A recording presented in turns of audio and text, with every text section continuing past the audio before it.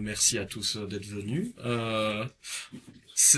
L'affaire devient un peu compliquée, donc on va essayer de vous la résumer de manière la plus compréhensible et intelligible pour tout le monde, parce que vous devez informer le public, donc on se rend bien compte que vous n'avez pas informé des avocats. Donc pour essayer de vous faire le point sur l'état, en tout cas, de la procédure aujourd'hui. À l'audience du 17 mai, on avait donné une conférence de presse aussi, donc vous pouvez la retrouver. Nous étions 500 plaignants. Depuis hier, la présidente de la Chambre du Conseil a autorisé la constitution de nouvelles parties civiles, ce qui fait qu'on n'est plus 500 plaignants contre Ursula von der Leyen, Albert Bourla, Pfizer et BioNTech, nous sommes 1000 plaignants.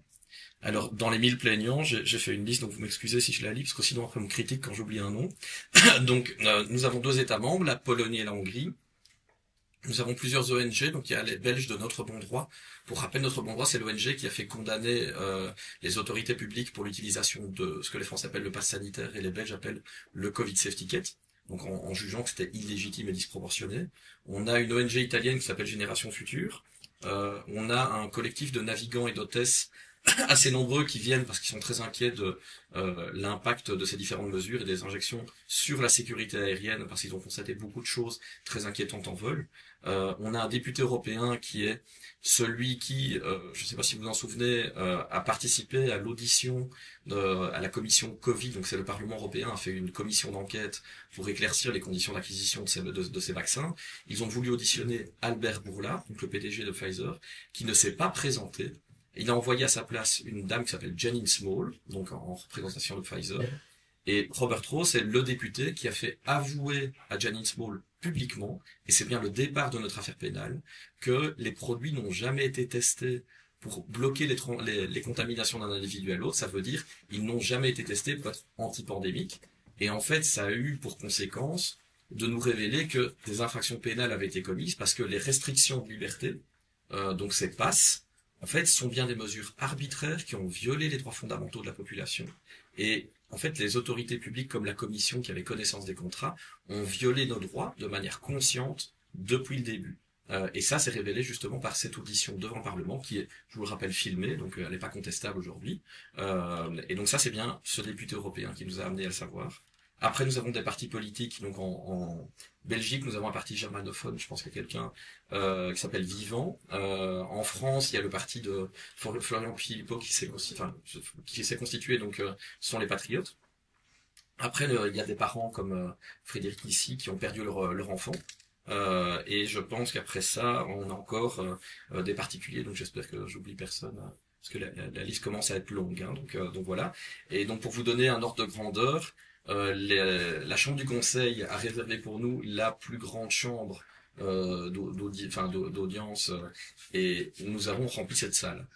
D'accord, donc et tout le monde n'est pas venu parmi les plaignants. Donc ça veut dire qu'à l'avenir, on risque d'avoir des problèmes pour audiencer tellement le nombre de victimes est devenu nombreux. Et pour la petite anecdote, je ne sais pas si vous avez déjà assisté à des procès, mais normalement, on essaye de trier gauche-droite pour mettre les avocats d'un côté, enfin les plaignants d'un côté, ceux qui se défendent de l'autre, et on met leurs clients normalement devant eux, mais nous il n'y a plus la place pour se mettre devant les avocats, donc on se met derrière. Et il y avait tellement de victimes qu'on a débordé, et donc les victimes se sont placées aussi derrière les avocats de Pfizer, d'Ursula von der Leyen, de BioNTech et de Monsieur Bourla. Donc symboliquement, c'est très, très, très intéressant à vivre dans une salle d'audience, que ça déborde de partout, et en fait, il y a personne pour les soutenir derrière eux. Donc, pour vous dire, Monsieur Bourla ne se présente pas, Madame von der Leyen ne se présente pas, les entreprises n'ont pas de représentants, ils se font représenter exclusivement par des avocats, et donc ils n'ont pas le courage de venir faire face à leurs victimes ou aux plaignants. Donc ça, c'est la première chose. Alors, pour vous, maintenant que vous avez le contexte, hier, il y a des choses assez surprenantes et inédites qui se sont passées dans le cadre de ce dossier. D'abord, le juge d'instruction a décidé de ne pas venir à l'audience. Alors, ça peut sembler anodin pour les non-experts, mais la présidente de la Chambre a reconnu publiquement, à huis clos hier, que c'est la première fois de sa carrière qu'un juge d'instruction refuse de se présenter à l'audience. Alors, pourquoi le juge ne se présente pas? Il ne se présente pas parce qu'il a compris, lui, que les débats n'auraient pas lieu, parce que l'affaire était entravée par le parquet européen. Donc, le parquet européen, c'est une construction un peu compliquée. Donc, c'est une agence de la Commission européenne qu'on essaye de faire devenir un parquet fédéral européen, qui ne l'est pas encore. Donc c'est une coopération renforcée entre les États membres en vue de le devenir. Il n'y a pas eu d'unanimité des États membres pour en créer un. Et donc ils sont dans un statut un peu hybride où ils ont en fait essayé de se déclarer compétents dans le dossier, alors qu'ils ne le sont manifestement pas. Nous, on a de la preuve, c'est Madame von der Leyen qui nous a appris qu'il n'y avait pas d'argent de l'Union européenne dans ces contrats. Donc, c'est sûr que le PPO n'a rien à faire là. Le PPO, normalement, comme parquet qui s'est déclaré, devait fixer des audiences auprès de la chambre des mises en accusation de Liège, qui est le degré d'appel du magistrat qu'on a vu hier. Et la loi prévoyait qu'il devait le faire en 15 jours. Et volontairement, ils ont attendu plusieurs mois avant de demander la fixation des audiences. Et ils n'en ont pas informé les magistrats. Donc, ils ont en fait dissimulé l'information. Il n'y a pas d'acte dans le dossier qui montre qu'il y a eu fixation ou non. Et ils savaient très bien qu'en agissant de la sorte, ils amèneraient tout le monde à une remise. Donc, c'est un acte malveillant et volontaire du parquet européen. D'accord? Et ça n'a pour seul but que d'entraver les poursuites à l'encontre de Madame von der Leyen. Donc, je rappelle, je pourrais l'expliquer un peu plus après, mais ils n'ont aucune indépendance par rapport à la Commission européenne. Ils sont même, à mon sens, missionnés pour venir en aide à Ursula von der Leyen parce qu'elle n'a plus d'autres possibilités pour se défendre sur le fond.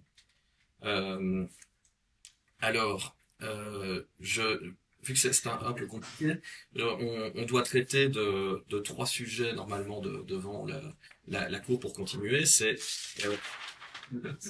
voilà. Voilà, tout tombe avant toi. Donc les sujets qu'on doit aborder, c'est la question de l'incompétence du parquet européen. Il y a la question de l'immunité éventuelle de Madame von der Leyen, et il y a la question de l'intérêt à agir des plaignants. Donc c'est les trois sujets qui sont en débat. Et donc, comme vous l'aurez remarqué, les trois mots commencent par I, donc je vais laisser Diane vous mettre les points sur les I. Merci Frédéric, merci à tous d'être venus. Pour faire une précision utile dans cette affaire, je m'exprime simplement au nom des personnes que je représente, le premier plaignant, donc Monsieur Frédéric Valdan, mais j'ai aussi l'honneur de représenter un collectif de pilotes qui s'appelle, et d'hôtesses et de stewards français, mais aussi un collectif hollandais qui s'appelle les Navigants Libres et le Luchtvaart Collectif, j'espère bien le prononcer. Je représente aussi l'ONG Génération Future et je représente l'ancien eurodéputé de nationalité hollandaise, Monsieur Robert Ross. Ce fait donc beaucoup de gens et comme on vous l'a rappelé, il y a aussi des partis politiques de tout pays, de tous horizons. Il y a des ONG, il y a des représentants d'associations de victimes et il y a aussi des États membres qui, bien entendu, agissent au nom et pour le compte de leurs citoyens. Donc, pour faire un petit rapport, il me semble que la Hongrie, il y a à peu près 9 millions d'habitants, plus moins que la Belgique. En Pologne, il y en a, je crois, dans les 35 millions. Ça fait au moins 45 millions de personnes et nous sommes 450 millions d'Européens. Donc je dirais que ce procès a comme plaignant actuellement au moins un Européen sur 10. Et c'est très important puisque c'est un procès qui a pour but de rétablir la transparence en Europe au profit de tous, parce que c'est une valeur transpartisane, c'est une valeur qui s'applique à tout le monde, qui ne peut pas être restreinte à certaines personnes et qui, quand elle est violée, entraîne une diversité de préjudices pour tout le monde. Il y a le préjudice simplement des gens qui souhaitent avoir accès à une information pour pouvoir faire des choix libres et éclairés. Il y a aussi le préjudice des partis politiques et des députés qui ne peuvent pas faire correctement leur travail si on leur cache des informations. Il y a le préjudice des personnes chargées de notre sécurité aérienne également qui ne peuvent pas faire bien leur travail si on leur cache des informations relatives à des produits qu'ils sont censés prendre. Et il y a évidemment les victimes qui auraient pu, les victimes d'effets secondaires, qui auraient peut-être pu faire d'autres choix dans leur vie s'ils avaient été au courant des éléments qui sont contenus à ce dossier. Mais comme vous le voyez, c'est un procès qui va au-delà des bords politiques et je dirais même des bords sanitaires. Peu importe ce que nous pensons, peu importe ce que nous croyons, la transparence est une valeur commune que nous souhaitons tous défendre ici. Et je suis personnellement très honorée de représenter autant de personnes et de voir qu'au-delà de ça, beaucoup nous rejoignent. Et comme Frédéric l'a dit, nous avons été très nombreux. C'est une procédure qui se passe à huis clos. Néanmoins, toutes les personnes qui y participent en tant que partie civile ont le droit d'assister à leur procès. C'est pour ça qu'elles peuvent être très nombreuses. Je donne un équivalent mais français. C'est un équivalent tragique, mais les attentats du Bataclan avaient fait 1 millier de victimes. Pour toutes les recevoir, il a fallu construire des baraquements dans le palais de justice de Paris. vous voyez qu'à Liège n'est pas Paris, même si c'est une ville tout à fait agréable, mais vous voyez, là, une partie des plaignants s'était déplacée, près de 200, c'est ce que rapportait la presse, et jusqu'au dernier moment, il était prévu que cette affaire soit plaidée, que les 3 questions sur lesquelles je vais mettre les points sur les i soient traitées le 6 décembre, puisqu'à la précédente audience, le 17 mai dernier, qui avait donc été renvoyée au 6 décembre, nous devions traiter des questions de recevabilité des parties civiles, d'immunité de Madame von der Leyen et d'incompétence du parquet européen. À la dernière minute, c'est-à-dire pendant l'audience, le parquet européen, par des acrobaties de procédure, est venu nous expliquer que nous ne pourrions pas tenir cette audience et qu'il fallait la renvoyer au 6 janvier. Alors vous voyez bien que les délais se raccourcissent. Je pense que le vent du boulet se rapproche, mais je tiens à dire que pour toutes les personnes qui ont fait le déplacement pour pouvoir assister à ce procès, pour manifester leur intérêt, et qui est d'ailleurs un intérêt courageux. La dernière audience, le parquet européen avait dit que les victimes étaient du vent, ce que j'avais trouvé extrêmement choquant. Ils sont venus manifester le fait que leur volonté d'agir était extrêmement sérieuse et de n'avoir prévenu personne. Moi, je suis là depuis 48 heures pour préparer tout ça.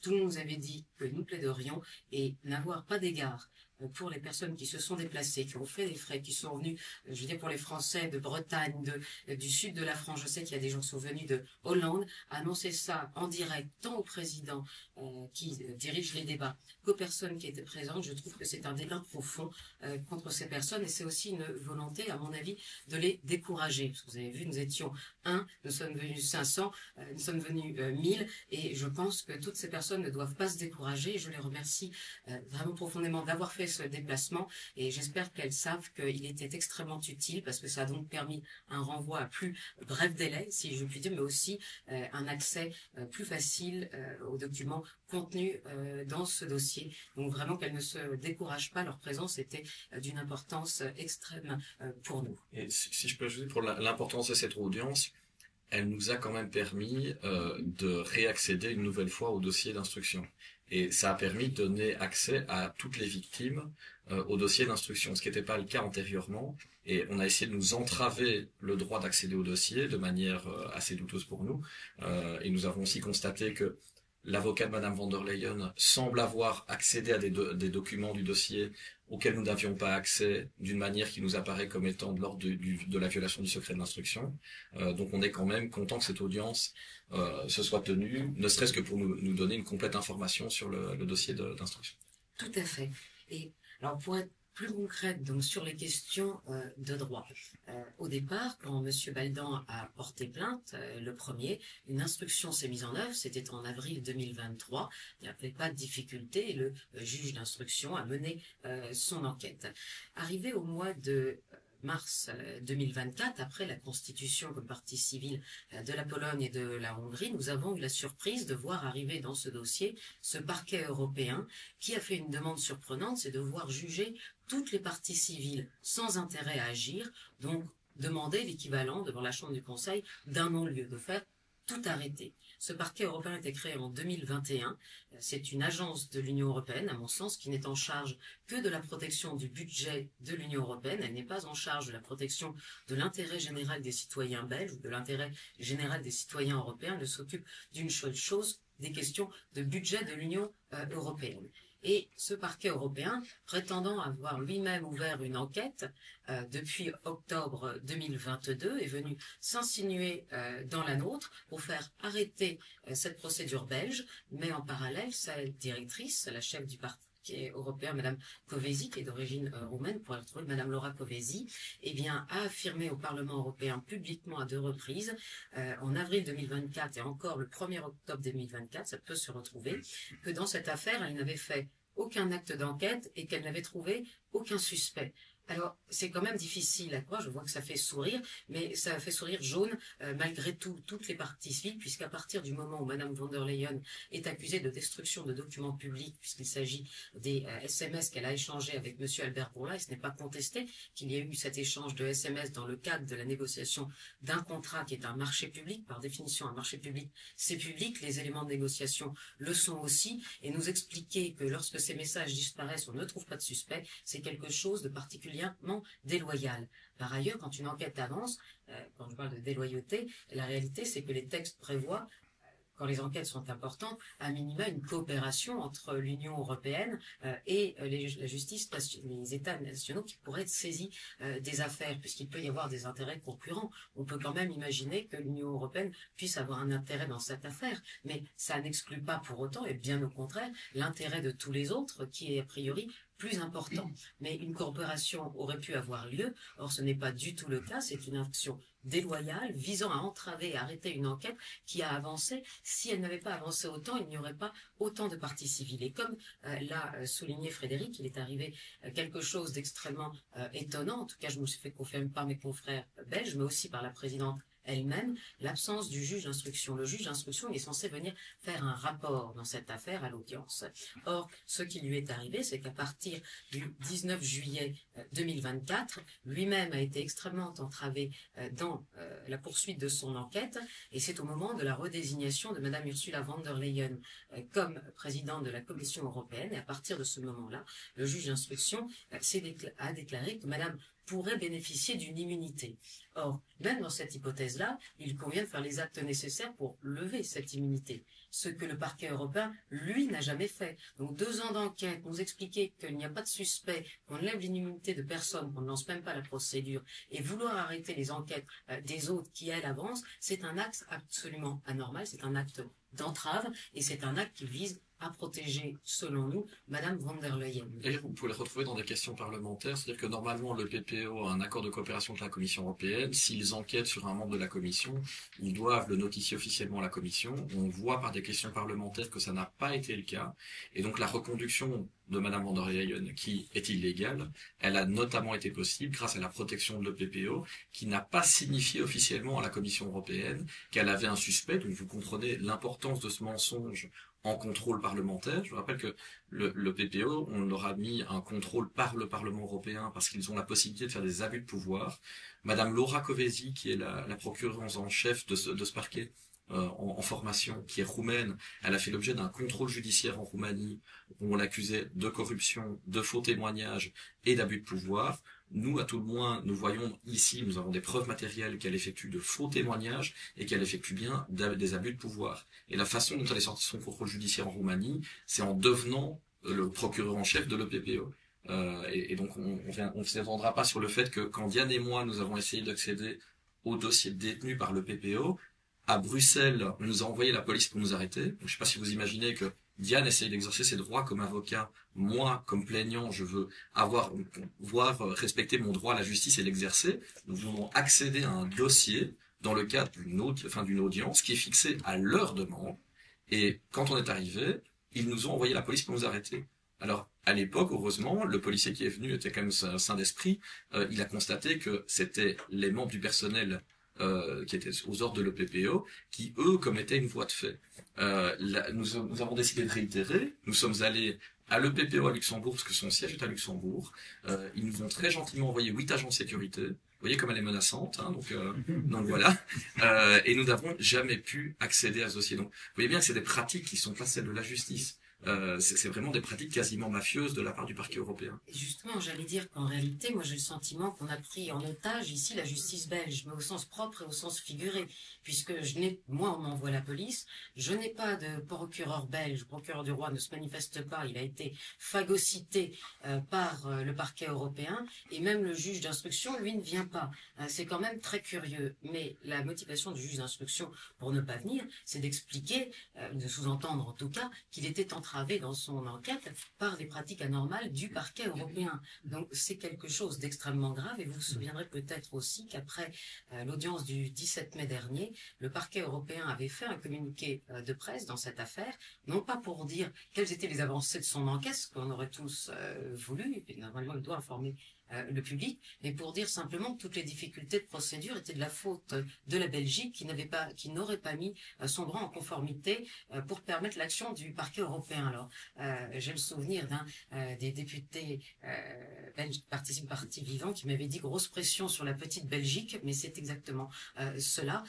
La Belgique est au centre de toutes les attentions. Normalement, ce sont les autorités belges qui doivent poursuivre les affaires de corruption quand elles se passent au sein de l'Union européenne. C'est sa compétence compétence matérielle, c'est sa compétence territoriale. Et si vous vous souvenez peut-être, au moment de l'affaire du Qatargate et de la mise en cause de l'ancienne présidente du Parlement européen, Madame von der Leyen, avait fait une déclaration en disant « I have full confidence in the Belgium authority, corruption is a crime ». Et ça, c'était pour, j'allais dire, pour les autres, mais c'est voir peut-être la paille de l'œil de son voisin et ne pas voir la poutre dans le sien. D'ailleurs, elle dit que c'est un crime qui doit être poursuivi et qu'ils ont pleine confiance dans les autorités belges qui ont la juridiction pour s'en occuper. Et à cet égard, on peut traiter tout de suite la question de l'immunité, puisque dans toutes les étapes de cette procédure, Madame von der Leyen sollicite de bénéficier de l'immunité. Madame von der Leyen a, comme les commissaires européens, comme les agents et fonctionnaires de l'Union européenne, d'après les textes, une immunité qu'on appelle fonctionnelle, c'est-à-dire une immunité qui se limite aux actes officiels de ses fonctions. Il faut bien faire une différence avec ce qu'on appelle les immunités personnelles, qui sont celles, par exemple, des chefs d'État. Un chef d'État, la plupart des pays, tous les actes qu'il commet, officiellement ou dans sa vie privée, ne peuvent pas faire l'objet de poursuites. On ne peut pas divorcer de lui, on ne peut pas lui faire un procès s'il a une fuite d'eau qui vous embête. C'est ça, une immunité personnelle, c'est pour tous les aspects de sa vie. Mais pour les agents et les fonctionnaires, c'est ce qu'ils sont, les immunités nécessairement ne sont limitées qu'aux actes officiels de leurs fonctions. Donc je lis parfois dans la presse Madame von der Leyen, impératrice de l'Europe, pour vous donner une des... Mais l'immunité qu'elle n'a n'est pas une immunité personnelle. Ce qu'on essaie de faire croire aujourd'hui, c'est qu'elle aurait une immunité pour tout ce qu'elle fait. Ce n'est absolument pas vrai. Et d'ailleurs, la jurisprudence récente de la Cour de justice de l'Union européenne, c'était en août 2021, a bien donné une décision qui concernait un ancien directeur d'une banque centrale européenne, un laiton qui était accusé de corruption. Les directeurs de banque centrale bénéficient des mêmes immunités selon les textes européens que les commissaires européens, mais la Cour de justice a dit très clairement que la corruption n'entrait pas dans le périmètre des fonctions des fonctionnaires, ce qui est logique. C'est étonnant. On pourrait s'y méprendre maintenant, mais... Il est évident, et dans cette décision, dont je ne peux pas prononcer le nom, mais qu'on pourra retrouver, je crois que c'est d'août 2021, elle est citée parmi les arguments, eh bien, la Cour de justice a dit la procédure pénale peut continuer sans même qu'on ait besoin de faire ces procédures de levée d'immunité, parce que, comme je vous l'expliquais, à minima, on doit faire la procédure de levée d'immunité, mais cette procédure elle a pour conséquence que c'est les membres de la commission qui doivent voter sur la levée de l'immunité de Madame Ursula von der Leyen. On voit bien la difficulté, mais l'autre aspect de ce dossier, c'est qu'on peut se dispenser de cette procédure et juger directement Madame, et c'est bien pour ça qu'on a porté plainte. On n'a pas porté plainte pour rater, on n'a pas porté plainte pour que ça ne marche pas. On a porté plainte pour une raison, c'est qu'elle ne bénéficie pas, a priori, de son immunité, étant accusée d'infraction de corruption, mais aussi de destruction de documents publics. Vous avez tous compris que ces SMS dont on parle, ils sont actuellement secrets. S'ils sont secrets, c'est qu'ils ne sont pas officiels par définition. L'avocat de Madame von der Leyen ne peut pas plaider tout et son contraire, ne peut pas nous dire elle a agi dans ses fonctions officielles et ne pas montrer les messages. Si c'est officiel... Et elle les a pas enregistrés parce que c'était des conversations qui ne devaient pas être enregistrées. Et d'ailleurs, on vous a parlé de cette dame, Janine Small, qui a été extrêmement intéressante au Parlement européen quand elle a répondu au député Robert Ross. Elle a aussi affirmé à propos des SMS, on lui dit, avez-vous connaissance de cette affaire de SMS? Et elle a dit, oui, il y a eu plein de SMS, combien, je ne sais pas vous dire, je les compte pas, mais par contre, je peux vous dire que ça n'avait rien à voir avec la négociation des contrats. Alors, à partir de là, vous avez des éléments publics dits par cette dame qui sont extrêmement importants et qui laissent penser, évidemment, que ces messages sont privés. Et donc, s'ils sont privés, c'est le point d'entrée pour lever l'immunité, ou en tout cas pour affirmer que Madame n'en a pas. Elle n'en a pas pour deux raisons. Elle agit hors du périmètre de ses fonctions, d'ailleurs en usurpant les titres et fonctions, comme on le prétend, du gouvernement belge, puisque quitte à s'envoyer des SMS, ça aurait dû être le gouvernement belge qui aurait dû discuter directement avec Monsieur Albert Bourla et pas Madame von der Leyen. D'ailleurs, il y avait quand même des comités de pilotage et d'autres personnes dont on a outrepassé les pouvoirs. Madame s'est ingérée directement dans ces négociations de façon secrète et a peut-être commis des actes de corruption ou était elle-même corrompue. C'est peut-être ça, dans les SMS, un pacte de corruption. Mais pour dire que ce n'est pas le cas, il faudrait au moins les montrer. Et donc si vous voulez faire votre opinion justement sur le cas de jurisprudence qu'elle a évoqué de la CJUE, En fait, très récemment, je suppose, il n'y a pas de journaliste du soir ici, non? Donc, la Commission européenne a donné une interview a priori aux médias Le Soir, aux médias belges, concernant l'affaire de Didier Reynders. Et en fait, ce que Diane vient de vous expliquer, donc elle vous le dit d'abord en principe, après par la jurisprudence de la CJUE, mais la Commission européenne elle-même, dans les derniers jours, à propos de Didier Reynders, dont le domicile a été perquisitionné.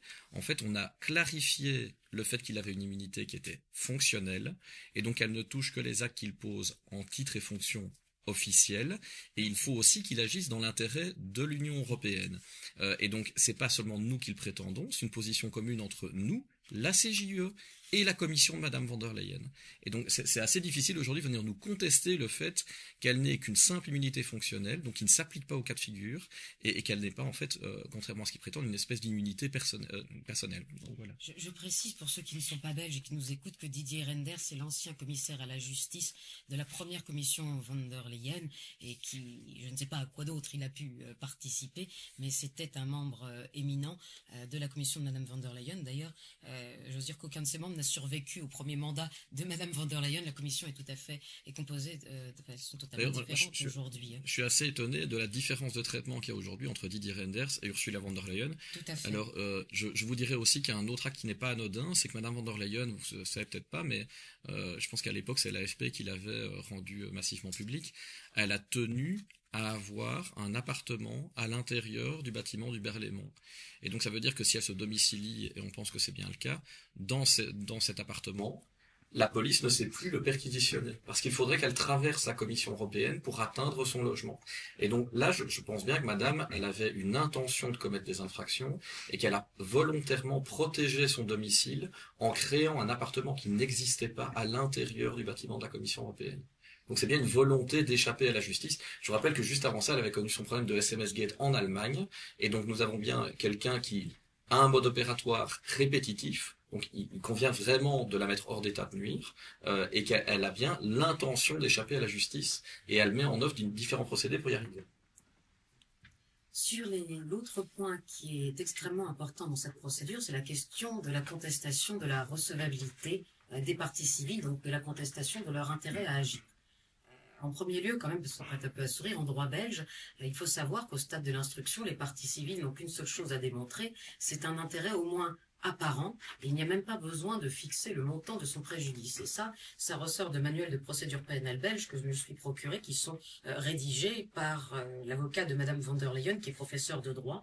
Donc il vient conclure le contraire devant les tribunaux de ce qu'il enseigne à ses étudiants, ce que je trouve personnellement curieux. Mais il est évident que la recevabilité des parties civiles, à ce stade, elle n'a pas besoin d'éléments caractérisés, même si nous en avons, bien évidemment, mais il faut bien se rendre compte que justement l'apparence du préjudice qui suffit à déclencher ces enquêtes, c'est une aide pour les parties civiles à pouvoir faire déclencher l'action publique quand les pouvoirs publics n'y concourent pas réellement.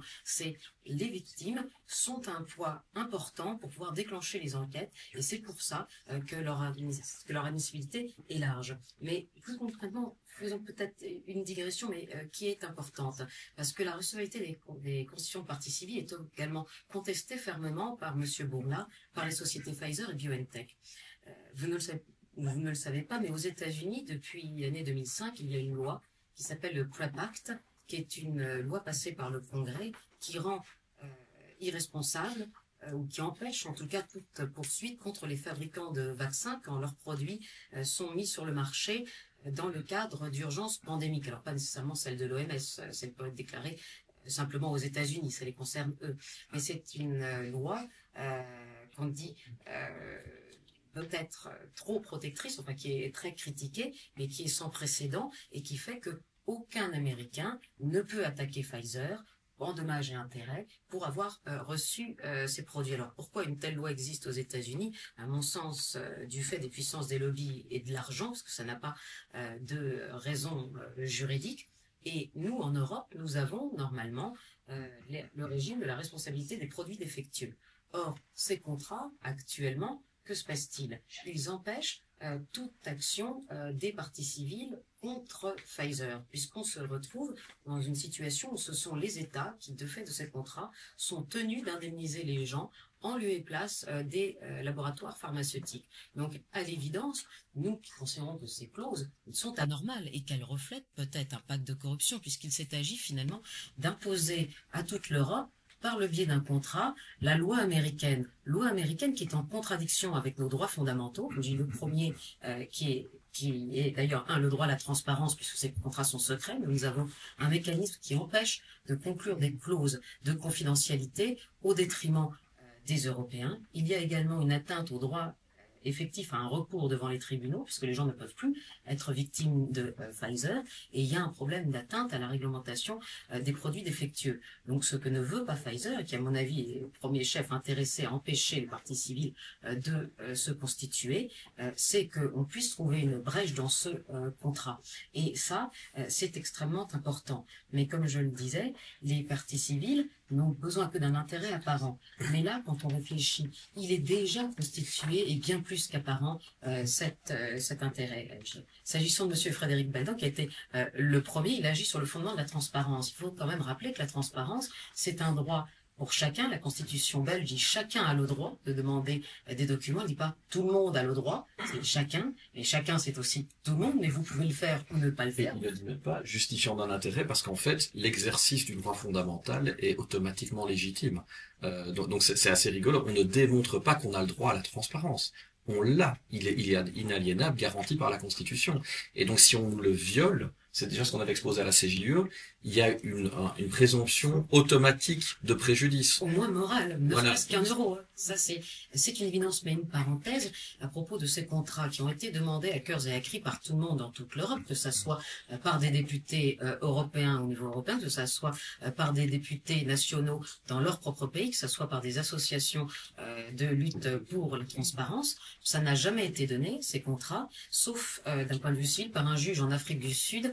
C'était en juillet 2023, c'est la High Court de Pretoria où le juge a décidé que le gouvernement, quand il concluait des accords avec Pfizer, parce que c'est partout le même contrat, hein, soyons clairs, ne pouvait pas mettre de côté les droits de ses citoyens en disant que la transparence devait céder devant le secret industriel des laboratoires pharmaceutiques. Vous pouvez peut-être faire céder le droit à la transparence, je suppose, au secret défense, à des choses comme ça, mais pas au profit d'un industriel. Et d'ailleurs, si vous allez sur le site de la Commission européenne, actuellement, et encore, vous pouvez voir pourquoi les contrats sont-ils accessibles au public. La réponse de la Commission, c'est non. Ils sont censurés en grande partie parce que la Commission doit respecter le secret industriel des laboratoires pharmaceutiques. C'est extrêmement choquant. Et d'ailleurs, on voit que c'est trompeur parce que, on peut pas vous donner la copie de ces contrats, mais par contre, on sait vous dire qu'en fait, il y a des clauses qui sont censurées de manière illégitime. Donc en fait, le secret des affaires, ça vise éventuellement à protéger, quand il y a des concurrences, un avantage concurrentiel. Donc par exemple, quand on fait de la protection, on fait de la protection de propriété intellectuelle, on cache des secrets qui ont une valeur. Là, quand on cache le fait qu'un produit n'a pas les spécifications, les effets qu'on lui prête en public, c'est pas de nature à donner un avantage concurrentiel, c'est de l'ordre de l'escroquerie. Ça veut dire que si je vous dis qu'un produit est efficace et que je cache que contractuellement il ne l'est pas, vous comprenez tout de suite que c'est pas une question de concurrence, hein, c'est une question de mensonge. Et donc depuis le début, ce qu'on dit, c'est que le fait d'entraver la transparence, c'est uniquement masquer des crimes et délits, parce que ces contrats en sont en partie la preuve. Et il faut bien se rappeler aussi que ces contrats ont été signés au niveau européen, mais qu'ensuite c'est chaque pays qui a procédé à ses propres commandes et qui les a payés avec son argent. Ce que dit Diane, c'est pas nous qui l'affirmons, c'est Ursula von der Leyen. Elle l'a dit à Maastricht, donc quand elle était candidate à sa propre conduction, et donc elle a bien expliqué que c'était des contrats qui étaient signés par les États membres, que c'était l'argent des États membres et qu'il n'y avait pas d'argent européen, et que c'était une question qui ne faisait pas débat. Or, aujourd'hui, nous avons les subordonnés de Madame von der Leyen, qui sont le parquet européen, qui sont intervenus en disant qu'il y avait une atteinte au budget de l'Union, alors que la présidente de la Commission européenne a publiquement affirmé le contraire, et elle a d'ailleurs répété à la presse hollandaise, et donc ça veut dire que là, très clairement, il n'y a aucun doute quant au fait que le parquet européen, qui n'a jamais justifié de son éventuelle compétence matérielle, a agi de manière malhonnête. Et d'ailleurs, si les États comme la Hongrie ou la Pologne ont agi devant les juridictions en Belgique, c'est d'abord parce qu'il y a une clause d'attribution à la Belgique de ces contrats. C'est pour ça qu'on se retrouve tous en Belgique, hein. Je trouve que c'est un pays formidable, mais c'est pas moi qui l'ai choisi aussi. Ça a été d'ailleurs probablement une condition contractuelle imposée par Pfizer pour éviter d'avoir des procès dans tous les pays. On n'a pas voulu en avoir un en Italie et un en Hollande, mais malgré tout, maintenant on se retrouve tous en Belgique. Ça c'est extrêmement important. Mais pour que ces pays puissent justifier de leur volonté d'agir selon le droit national et pas au niveau européen, c'est bien parce que c'est leur argent qui a été mis en cause. Or, comme on l'a dit, le parquet européen n'a jamais justifié de sa compétence et n'a jamais fourni au juge aucun document. Par contre, les parties civiles l'ont fait pour justifier leur action. Donc on est au courant aujourd'hui, grâce à cette action pénale, de l'existence et de toutes les clauses de ces contrats. C'est d'une extrême importance. C'est quelque chose que nous avons obtenu par cette action citoyenne, avec ce regroupement d'intérêts de toutes les personnes qui ont participé. Nous avons obtenu finalement ce que les eurodéputés au niveau européen, ce que les députés au niveau national n'ont pas obtenu. Et d'ailleurs, ce sont, je pense, les plus courageux d'entre eux qui se sont joints à nous pour le faire. Mais vous voyez bien qu'une action citoyenne peut avoir plus de portée et plus de réussite sur certains éléments que même nos représentants. Et d'ailleurs, moi, Robert Ross me l'a avoué hier dans la salle d'audience, c'est que il vient pas là pour un intérêt politique, parce qu'il a voulu arrêter face aux pratiques qu'il a vues qui étaient inadmissibles.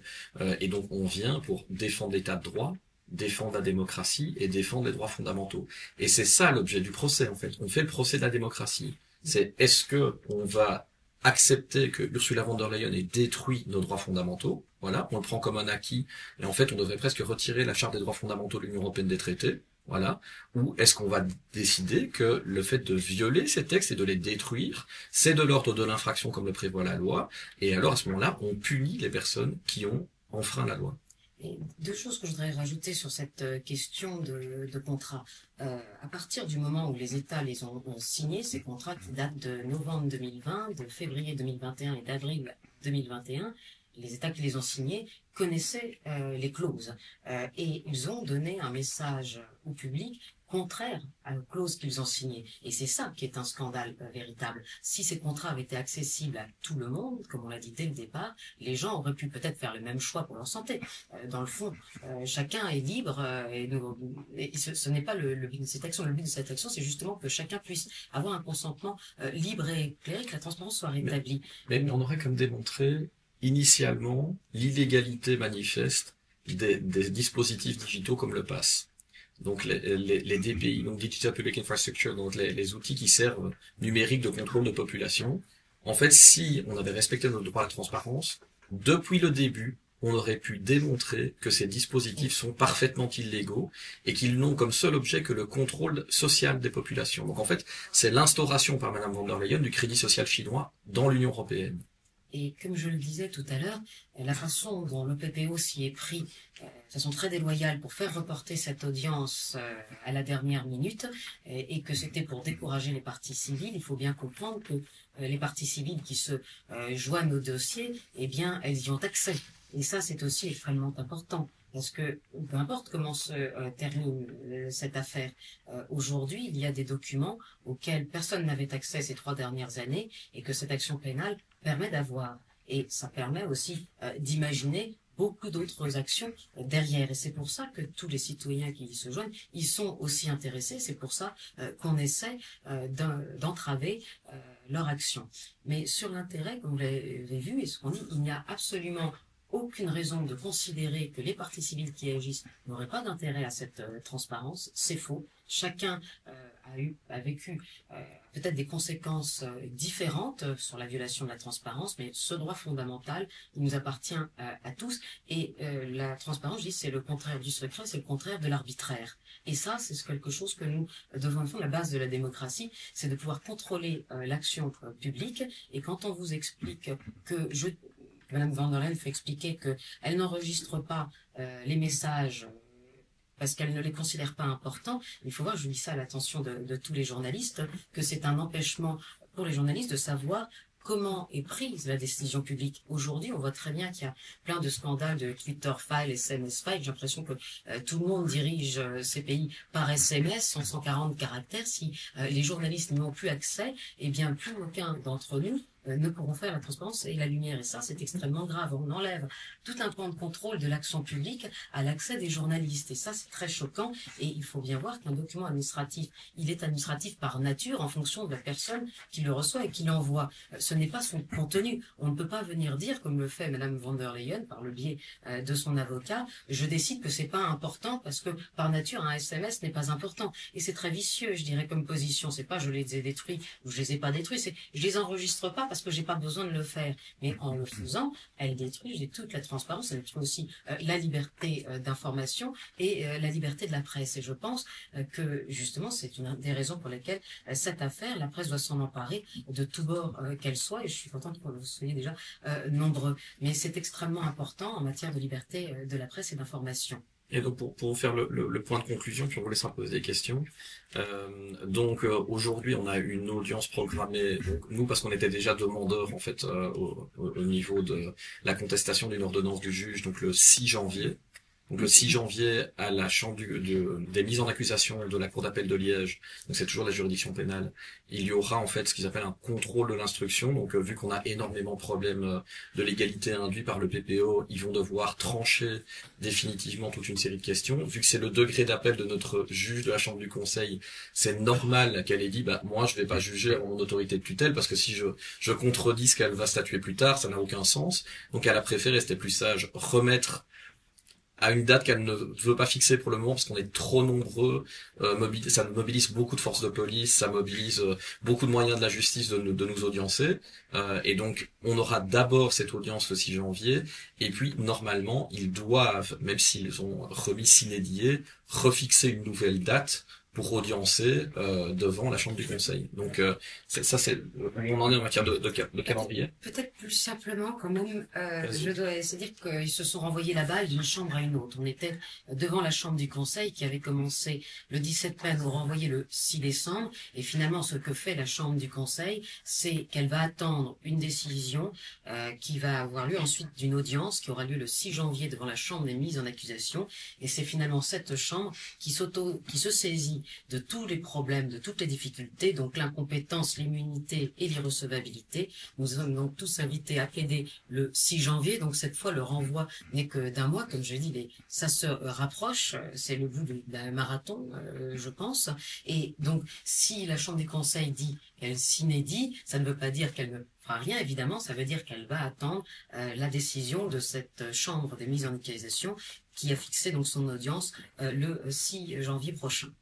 Et donc voilà, si vous voulez donc pour conclure, on a la position suivante aujourd'hui, c'est qu'on considère qu'il y a une coalition de fonctionnaires entre le chef du parquet européen qui s'appelle Laura Kövesi et Madame Ursula von der Leyen. Donc très clairement, j'accuse Madame von der Leyen d'avoir utilisé ses fonctions pour porter atteinte à la séparation des pouvoirs et avoir demandé à Laura Kövesi de lui fournir son aide pour entraver les poursuites judiciaires. Donc ça c'est mon premier point. Le deuxième, vous l'avez vu dans le communiqué de presse, à ce stade aujourd'hui, nous estimons que, et il n'y a pas que nous, les infractions sont constituées, donc ça veut dire qu'on n'a pas fait une accusation gratuite, et en plus nous avons les éléments matériels qui démontrent aujourd'hui, et j'ai fini par écrire un livre parce que le temps de parole qu'il me faudrait pour vous l'expliquer n'est pas suffisant, j'ai écrit un livre pour vous décrire très précisément comment les lobbies, dont ceux payés par Pfizer, ont compromis Madame von der Leyen. Donc on vous dit qu'aujourd'hui les infractions sont constituées et qu'on estime avoir les éléments à charge matérielle suffisants pour démontrer que Madame von der Leyen a bien commis les infractions. Donc ça ne fait plus aucun doute pour nous sur le fond, et vous remarquerez que c'est pour ça qu'on a des problèmes de forme. Donc j'ai eu un prof de droit qui m'a dit un jour, quand le dossier était nul sur le fond, il fallait tout le temps jouer la forme, et c'est apparemment ce que fait le camp Madame von der Leyen. Et donc c'est pour cette raison que, à partir de maintenant, notre position est de dire, nous voulons son renvoi correctionnel. Donc peu importe ce qu'il adviendra, quand bien même nous aurions un problème avec cette procédure, nous demanderons son renvoi correctionnel par un procédé ou par un autre. Mais des voies de recours, nous en avons, et de toute façon, nous mettrons tout en œuvre pour que Madame von der Leyen soit jugée au fond. Donc, y échapper, elle n'y échappera pas. Et le dernier point est que maintenant, donc, notre droit à la transparence, qui est normalement un droit de la juridiction administrative, il y a une séparation des pouvoirs avec le pénal. Il a été respecté parce que nous sommes partie à la cause au pénal. Donc nous connaissons le contrat. Moi j'ai déjà fait la demande, je ne l'ai pas obtenue, et dans le cadre de la procédure pénale, nous l'avons. Nous pensons très clairement que ce contrat, s'il était connu du public, il finirait par créer des troubles à leur public, parce qu'il montrerait qu'en fait, les pouvoirs publics, de connivence avec Pfizer, ont véritablement trompé la population. On vous a expliqué qu'on vous présentait un produit qui était sûr, efficace, qu'il vous permettrait de protéger les autres en consommant, et on voit que depuis le début, c'est une tromperie, c'est une escroquerie au consentement, et que les pouvoirs publics, qui normalement en étaient signataires, devaient le savoir depuis le début, notamment Madame von der Leyen. Peut-être qu'il y a le cas italien où les fonctionnaires ont admis avoir signé sans le lire. Donc, moi, j'ai aussi la nationalité italienne, donc tout le monde appréciera. Mais là, on a un véritable problème avec la conduite de la chose publique, et donc on doit s'attacher au problème parce que c'est véritablement la fin de la démocratie si nous ne réagissons pas aujourd'hui. Moi, je ne connais pas l'avenir, mais le vent change et on sait qu'outre-Atlantique, il y a d'autres positions qui se prennent et que cette loi de PrEP Act, qui est extrêmement controversée en Amérique, peut-être, il y aura peut-être les nouveaux reviendront-ils dessus, mais vous aurez bien compris que ce contrat, c'est une forme d'impérialisme américain qui nous a été imposé du fait de la puissance de ces lobbies pharmaceutiques. Et donc, de tous côtés, je crois que cette irresponsabilité ne peut plus tenir. Là, dire que on est irresponsable parce qu'on donne des produits dans l'urgence, ce n'est pas normal. Même quand les choses sont urgentes, on doit faire en sorte que les produits qu'on livre soient un minimum, ne présentent pas de vices, soient quand même un minimum efficace et n'entraînent pas des effets secondaires irréparables. Je dirais que là, la corruption, c'est une chose, on en parle tous beaucoup, mais ce n'est pas une petite affaire de corruption, c'est une affaire de corruption qui touche des produits de santé. Et la santé, c'est le bien le plus précieux que nous puissions tous avoir. Et la corruption, dans le cadre de ces produits, c'est d'une gravité sans précédent, surtout quand on revoit que, je veux dire, peut-être pas l'humanité tout entière a pris ces produits, mais la corruption en matière de santé, ce n'est pas une corruption banale, c'est une corruption qui nous affecte tous, parce que, comme je l'ai dit, c'est vraiment notre bien le plus précieux. Et donc, rappelez-vous, l'immunité, c'est pas de l'impunité, et l'urgence, c'est pas de la panique, hein. Donc, faut bien remettre les choses au clair, parce que par moment, on essaie de nous faire confondre. Donc, on va être gentil avec vous, c'est-à-dire qu'on va quand même encore vous laisser nous poser des questions et y répondre. Moi, j'ai quand même une demande, parce que je vois pas tous les journalistes que j'ai contactés. Donc, par exemple, ceux du soir, j'ai essayé d'être bien poli avec eux en disant qu'on les invitait, il n'y avait pas de problème. S'ils diffusaient aussi des informations fausses qui venaient de cabinets de lobbying, que j'ai identifiés. Et donc, je vous invite quand même à aller poser des questions aux avocats des parties adverses. Donc, par exemple, monsieur Adrien Masset, vous lui demandez quel était le contenu des messages que madame von der Leyen a fini par supprimer, parce qu'ils ont existé, ils n'existent plus. La conséquence logique, c'est que quelqu'un les a effacés, hein. Donc, je pense que c'est pas contestable. Monsieur Albert Bourla, Janice Maul vous l'a expliqué, il dispose toujours de ces messages. Il a une obligation d'archivage de ces messages par la SEC, son autorité de protection des marchés. Donc ça veut dire qu'il y en a un qui les a toujours, l'autre les a détruits. N'hésitez pas à contacter leurs avocats. Si vous voulez, on va fournir la liste des avocats des parties adverses. Et alors vous leur téléphonez, vous leur posez des questions à eux, parce que sinon on fait des monologues et c'est pas comme ça qu'on devrait le faire. Vous respectez le contradictoire et vous allez les embêter, parce que pour nous, il y a un moment donné où on aimerait bien aussi avoir leur réponse à eux. Voilà. Donc on vous laisse poser les questions que vous voulez. On va tâcher d'y répondre. Philippe. Juste quelques questions, peut-être la première d'ordre pratique. Le 6 janvier, c'est le matin ou après-midi? Alors, ça a été tellement surprenant, ça a été annoncé par le parquet pendant l'audience que finalement la date serait le 6 janvier, même le juge ne le savait pas. Et comme je l'ai fait moi, de nombreux parties civiles que je représente ont fait ce déplacement à leurs frais. Vous vous doutez bien, j'ai écrit il y a eu un autocar, oui, qui est venu... c'est un car des navigants libres qui est venu jusqu'ici. Vous vous doutez bien que j'ai demandé bien avant, si cette audience se tiendrait, je ne fais pas se déplacer les gens du sud de la France ou de la Bretagne ou de la Hollande pour qu'on ait un tel manque d'égard pour eux. Moi aussi, je l'ai appris et donc je n'ai pas la convocation encore, mais puisque ça a été annoncé à l'audience et même au juge qu'en était surprise, j'ai hâte de la recevoir et je confirmerai évidemment que je l'ai bien reçue. La deuxième, est-ce que maintenant, à supposer qu'elle bénéficie de l'immunité Madame von der Leyen, est-ce que vous demandez déjà de lancer la procédure? En fait, c'est même dans l'autre sens, c'est-à-dire que, en fait, le parquet européen, qui s'il était de bonne foi, agirait en conséquence.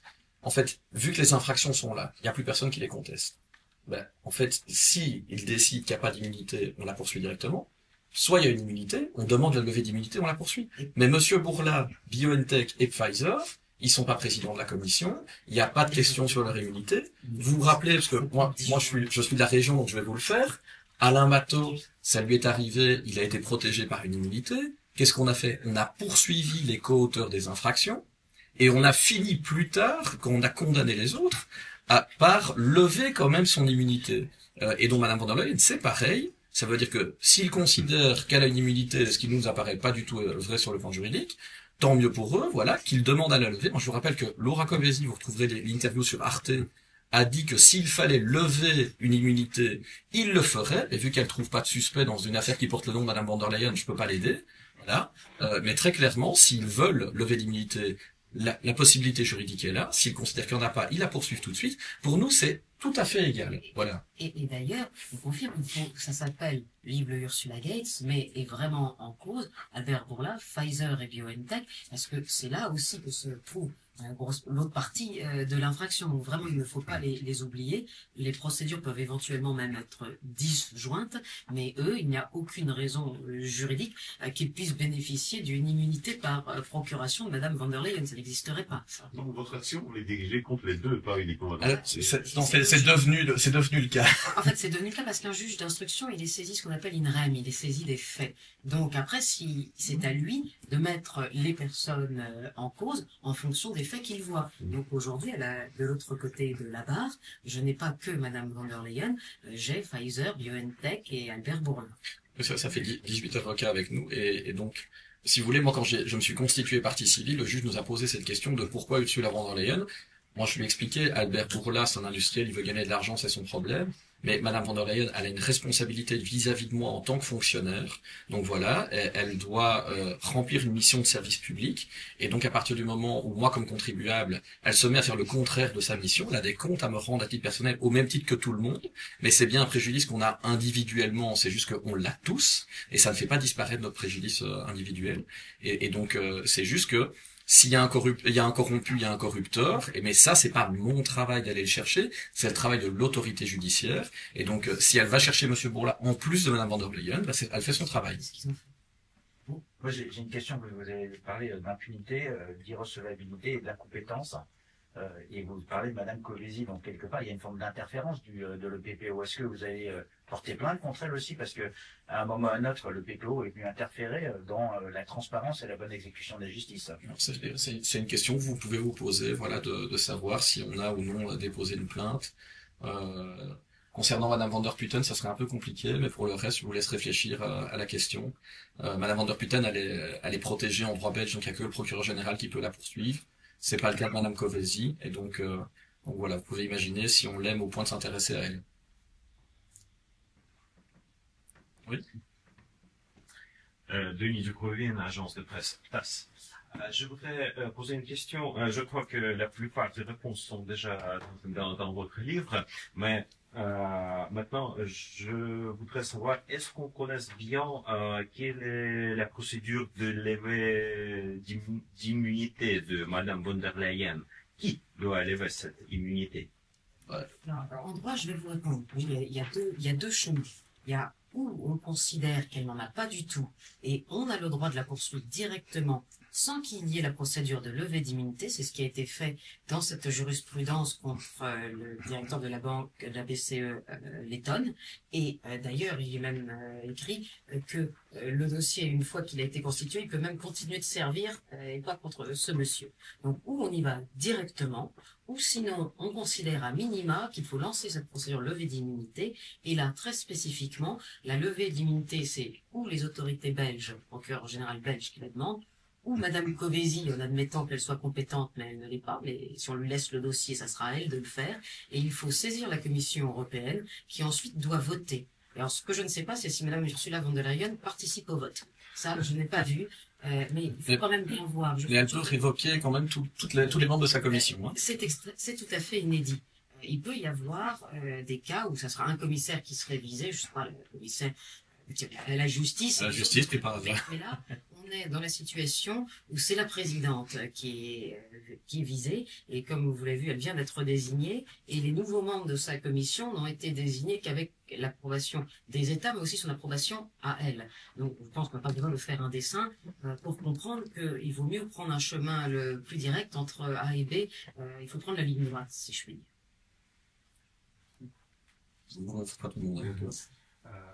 Je voulais savoir, il y a une affaire aussi dans la Cour européenne, la Cour de l'Union européenne à Luxembourg. Oui. Il s'agit aussi de l'accès à ce même SMS. Et je voulais savoir s'il y a une interconnexion entre les deux, si le juge ici doit attendre la décision de la Cour de l'Union européenne. Si vous voulez, ce que je disais tout à l'heure, c'est qu'il y a une séparation des pouvoirs entre l'administratif et le judiciaire. Donc normalement, c'est deux juridictions distinctes. Donc ce qu'a fait le New York Times à Luxembourg, en fait, c'est attaquer la décision de refus de la Commission européenne de donner la copie des documents. Alors moi, je suis allé à l'audience avec Diane et d'autres des journalistes et des militants de la transparence qui sont présents ici. On n'a aucun doute quant au fait que la CJE n'a pas le pouvoir d'obliger qui que ce soit à de produire ces SMS. Son pouvoir, c'est de dire éventuellement la commission ne les détient pas ou la commission les détient et doit les donner ou ne doit pas les donner. Mais ça n'a aucune autre. Il n'y a pas de contrainte supplémentaire, juste sa décision. Et donc là, normalement en droit, le civil doit être tenu aux dépens par le pénal. Donc on devrait attendre le pénal. La CJE a pas l'air de s'arrêter parce qu'il y a une instruction pénale ici.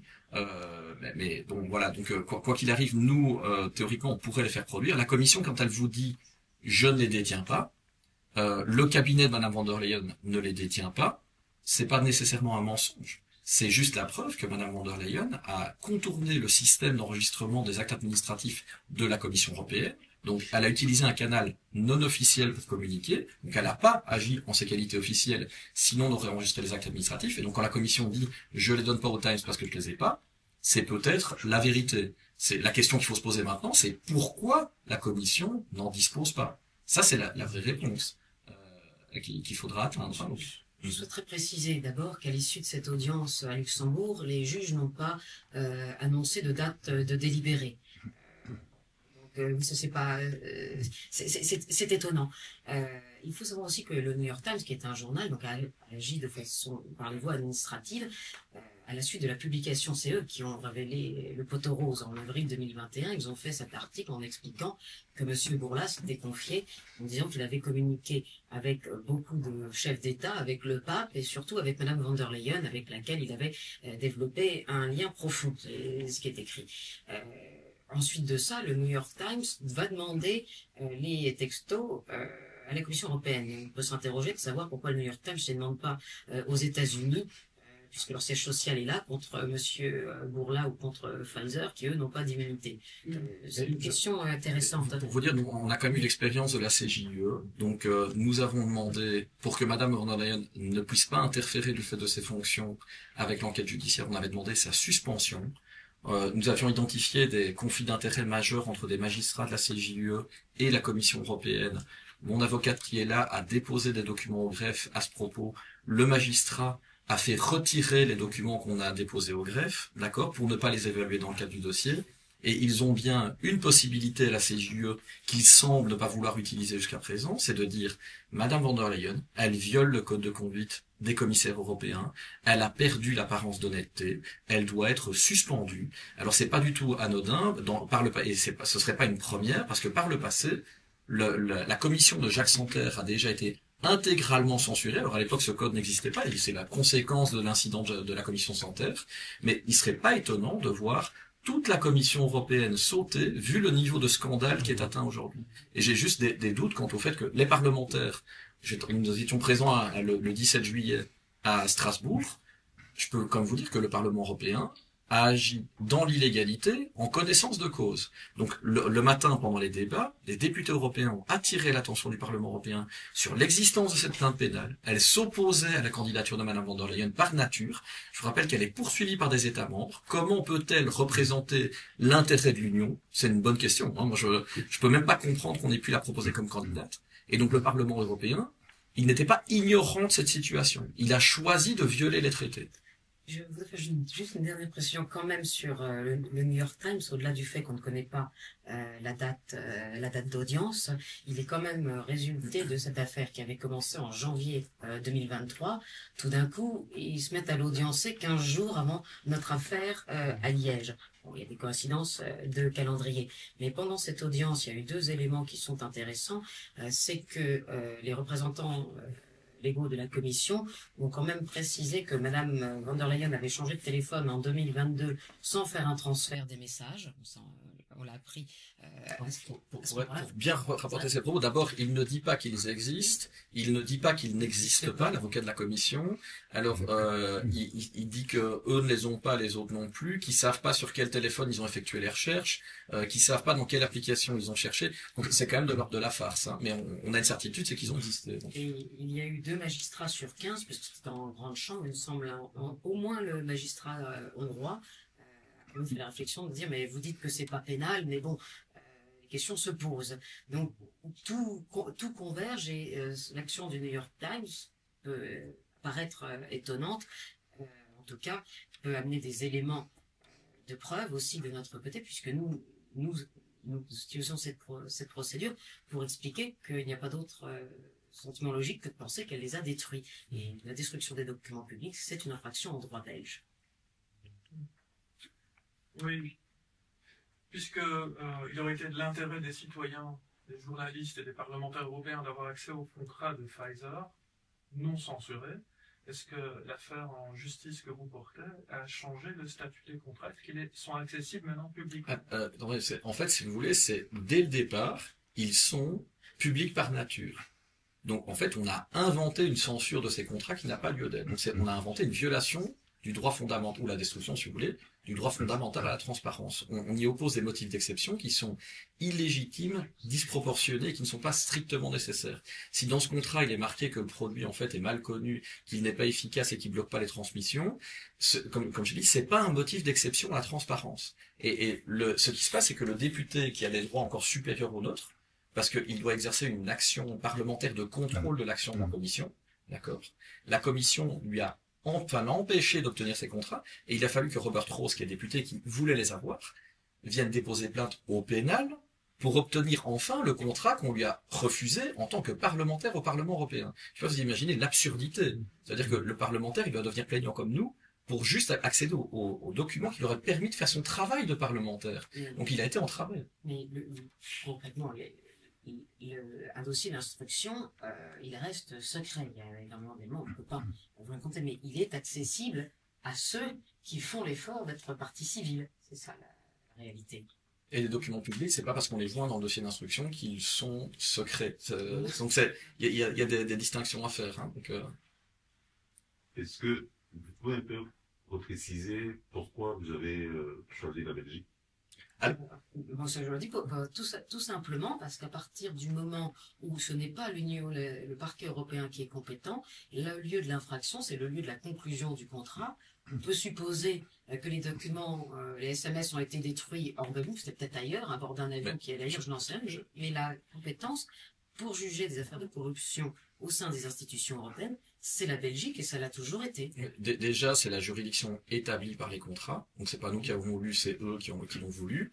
Et je vous dirais que même pourquoi est-ce qu'on est venu à Liège, moi, je vous dirais, si vous me dites où ils ont écrit ces SMS et quand ils se les sont échangés et quand ils les ont détruits, quand est-ce qu'ils ont conclu leur pacte de corruption, je vais volontiers dans la juridiction des lieux des faits, mais jusqu'à aujourd'hui, ces faits ne sont pas connus. Donc moi, je n'ai pas d'éléments matériels pour établir quelle juridiction serait compétente pour cette partie de l'infraction, mais pour une autre partie de l'infraction, qui est bien la violation de mes droits fondamentaux, je l'ai subie chez moi, donc là où je me trouve, c'est une infraction immatérielle, et donc moi, je suis de la province de Liège, je me suis tourné vers mon arrondissement judiciaire, c'est tout à fait logique, c'est pas à moi de présumer où les faits se seraient produits. D'ailleurs, on a des surprises au fil du temps. Ça veut dire que on voit qu'une partie de l'infraction peut aussi avoir été commise en Flandre, et donc on va pas commencer à faire le parcours du petit Pousset pour aller voir de quelle fraction aurait été faite à quel endroit. Voilà, moi j'ai une certitude, je suis bien préjudicié là où je me trouve,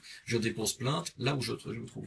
J'allais dire, pour l'intérêt des mises en cause, de toute façon, ceux qui voulaient un procès au même endroit, ça leur évite d'aller se défendre dans tous les pays de l'Union européenne qui ont des citoyens qui pourraient leur reprocher des choses. Donc tout converge vers la Belgique et c'est fort bien comme ça.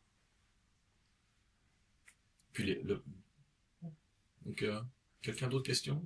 Je voudrais revenir sur Madame Covesi quand même, parce que ça m'embête un petit peu votre réponse, dans la mesure où vous nous demandez de faire un travail. Moi, j'ai déjà contacté le PPO à plusieurs reprises. Madame Tine Olvet, qui à chaque fois nous envoie une lettre, nous répond d'une manière très péremptoire.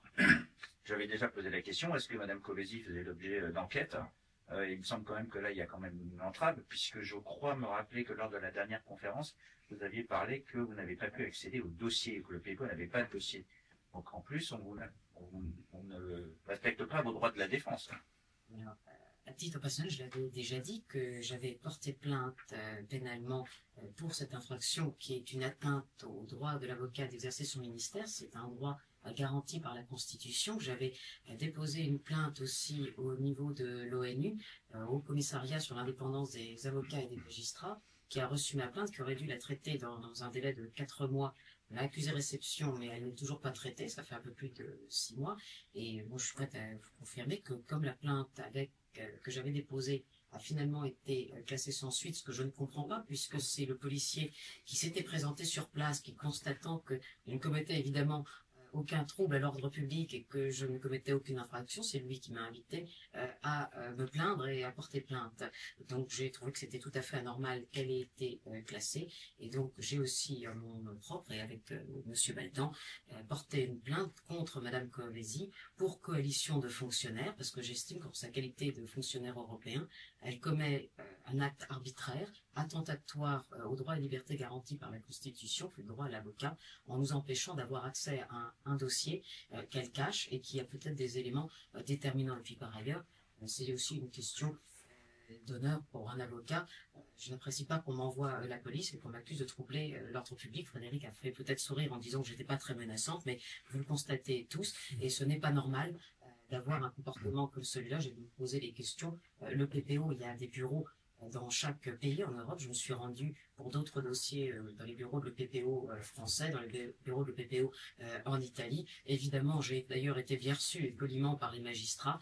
Ce qui s'est passé est tout à fait anormal, j'ai attentatoire à mon honneur, mais également anormal du point de vue de la possibilité pour un avocat d'exercer son ministère. Et nous verrons bien ce que donnera cette plainte avec constitution de partie civile.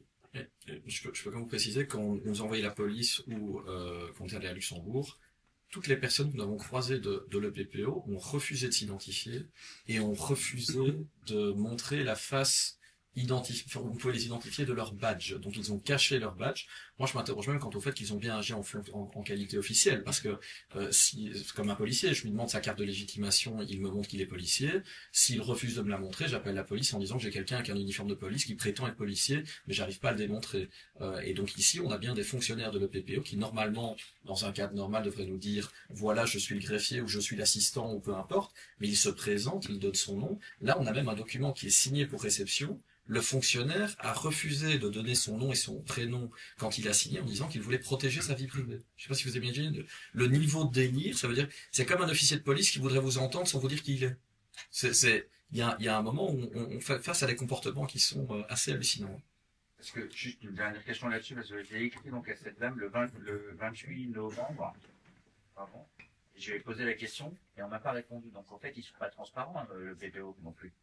Vous savez, il y a une journaliste dans cette pièce qui a écrit un article sur le PPO et le blanchiment d'argent qui a été couvert par le PPO, voilà, qui est pas très loin si elle veut pas poser une question. Mais on voit que très clairement, c'est une entité dysfonctionnelle. Il ne contribue pas à la justice. C'est contrairement à l'idée imaginaire qu'on a, c'est de croire que en faisant une entité centrale de poursuite comme le parquet européen, on va améliorer les poursuites, c'est totalement faux. Ça crée une inefficacité de fonctionnement plutôt qu'une efficacité. Et donc voilà, c'est quelque chose qui ne devrait pas exister, le PPO. Récemment, dans la presse, il semblerait qu'il y ait eu un accord conclu entre le Parlement européen et le PPO pour plus d'efficacité dans leur lutte contre la corruption. Nous attendons de voir. Hein. Vous comprenez bien qu'en fait, maintenant, Madame Kövesi va pouvoir reprendre à son compte les dossiers pénaux que les justices nationales pourraient entamer à l'encontre des parlementaires européens. Donc en fait, c'est très clairement porter atteinte au droit à la justice de tous les citoyens de l'Union européenne. Si quelqu'un a encore une question, on est à disposition. Moi, c'est juste une question, c'est juste un relais, mais ça peut peut-être rien à voir, mais vous pensez pas que l'histoire de Monsieur Reinders n'est pas une mise en garde pour tous les députés ou parlementaires belges? A priori, je crois pas que les enquêteurs aient fabriqué un dossier en 3 jours pour... Non, je ne dis pas que le dossier n'existe pas. Hein. Je dis juste que tout le monde a des dossiers et que... en tout cas, ce qui est intéressant, c'est qu'ils ont tranché la question de l'immunité des commissaires européens. Non, moi, je comprends pas qu'on ait encore un débat sur l'immunité de Madame von der Leyen quand on voit ce qui s'est passé avec Didier Reynders. Ça a tranché définitivement la question. On a la réponse dans la presse qui ne s'est pas présentée aujourd'hui le soir à propos de l'immunité. On a la réponse de la commission elle-même. Il n'y a plus de débat. Hein. C'est simple comme bonjour. C'est juste qu'ici, en fait, on n'applique pas la loi et on n'a pas une volonté sincère de poursuivre Mme von der Leyen, c'est tout. Okay. Donc voilà. Et donc si vous n'avez plus de questions, on peut se libérer, vous libérer, voilà. Et on vous invite tous à aller poser des questions, à Maître Adrien Masset, je crois qu'il a un cabinet plus loin, je vais vous donner l'adresse. Et puis les avocats de Monsieur Bourla, on va vous montrer des photos et de vous donner les noms, les adresses mail de tout le monde, comme ça tout le monde pourra obtenir des informations contradictoires, on en sera ravis. On les met encore à part. Hein. Exactement. Vous pouvez juste montrer votre livre, comme ça. Oui, si vous voulez. Oui. Voilà. C'est un livre rouge. On le mettra en... Donc, voilà. Voilà, c'est parfait, merci. Merci à tous. Merci. Merci à tous d'être venus.